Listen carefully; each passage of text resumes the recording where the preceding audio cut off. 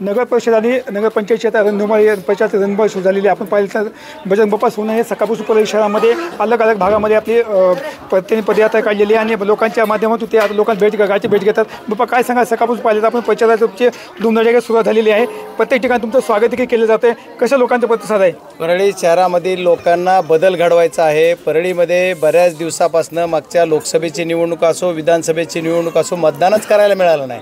इथलं प्रशासन असेल शासन असेल सर्वांच्या दहशतीखाली यांची दादागिरी दहशत काय आम्हीच दाखवणे याच्या जो प्रकार घडला त्याच्यामुळे मतदान करता आलं नाही लोकांना। नुसती बोटाला शाईन घरी जा अशा पद्धत झाली। त्याच्यामुळे प्रत्येकाला यावेळेस मतदान करायला मिळणार आहे ह्याचा खूप आनंद आहे। त्याच्यामुळे मतदान करून ते एकदा काही करून आमच्या पक्षाला आदरणीय शरदचंद्रजी पवार साहेबांचे विचार या परळीमध्ये खूप मानणारा वर्ग आहे पवार साहेबाला। त्याच्यामुळे आमचं जी तुतारी वाजवणारा माणूस या चिन्हावर मतदान करून सर्वजण मतदानरूपी आशीर्वाद देणार।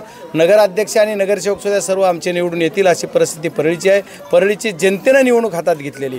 आज तुम्हाला हा जो उत्साह दिसतो तो जनतेतला आहे, उत्स्फूर्त आहे। कुणी काही आता बघा या गल्लीत फिरताना असं एक तरी घर दिसलं की तुम्हाला सगळं बाया पोरासाहेब समोर येत आहेत। म्हणजे सर्वांचं एवढं उत्सुकतेनं प्रेम आहे। काही झालं तरी एकदा बदल घडवायचा आणि हे उमेदवार निवडून आणायचे, अध्यक्ष आणायचा आहे सर्व अशी सर्व वार्डामध्ये। आज मी 9मध्ये फिरलो, 8मध्ये फिरलो, परत आता हा 14 आहे, 14तून परत 17 जाणार। ह्या सर्व वार्डात जरी फिरलो तरी ती परिस्थिती काय दिसते, सर्व प्रभागामध्ये पूर्ण राष्ट्रवादीमय वातावरण दिसतंय। लोकांच्या मनातून ही निवडणूक आहे। लोकांना दहशत संपवायची, दादागिरी संपवायची आणि सर्व जी काही भ्रष्टाचार झाला आहे तो भ्रष्टाचार कमी करण्यासाठी किंवा बंद करण्यासाठी आम्हाला हा बदल करून जनता आमच्या ताब्यात नगरपंचायत। तुम्ही सकाळपासून पाहिलं तर महिलांशी संवाद साधता, नागरिकांशी संवाद साधता, काय त्यांचे नाही बघा लहान लहान मुलांच्या चेहऱ्यावरला हसू हीच काय आहे तर बघा लोकसभेला मी सांगत होतो की मीच निवडून येणार, तसं मी आज छाती ठोकपणे सांगतो की परळीचा बदल होणार। नगराध्यक्ष आणि सर्व नगरसेवक आमचे निवडून येणार ही परिस्थिती आहे।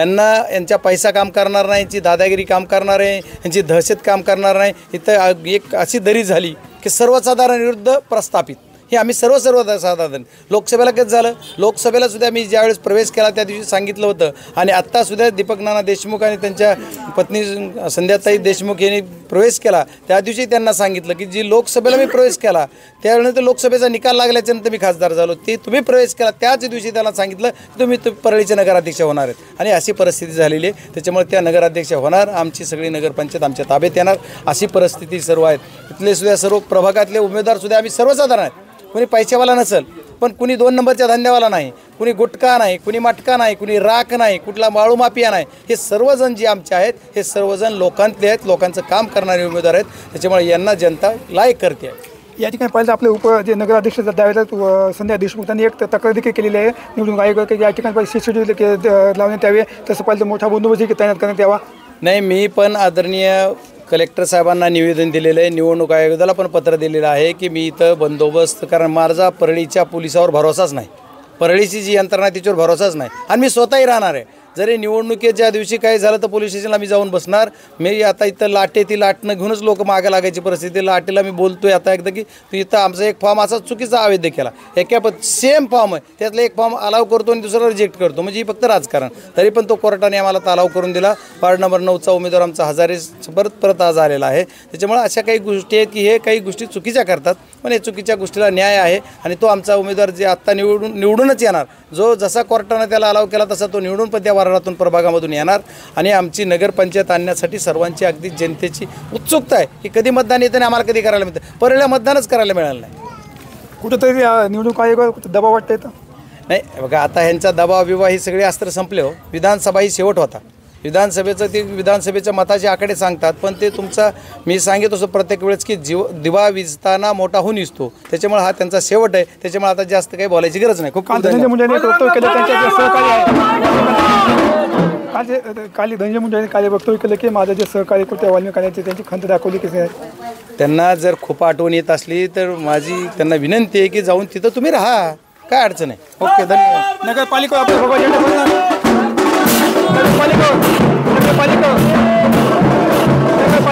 फडकणार 100% नगरपरिषद आमचा झेंडा फडकणार, नगर परिषदेवर आमचा झेंडा फडकणार। या ठिकाणी पाहिजे बजरंग बाप्पा सोनवणे हे पाहिले सकाळपासून आपल्या परिचयामध्ये व्यस्त आहेत, त्यांच्या पाहिजे अनेक ठिकाणी गल्ली भागामध्ये प्रचार करतात आणि नगरपालिकेवर आमचा झेंडा फटका अशी देखील अपेक्षा दाखवलेली आहे। विकास वाघमारे, मी संभाजी मुंडे, टोनामाटी, परळी, बीड।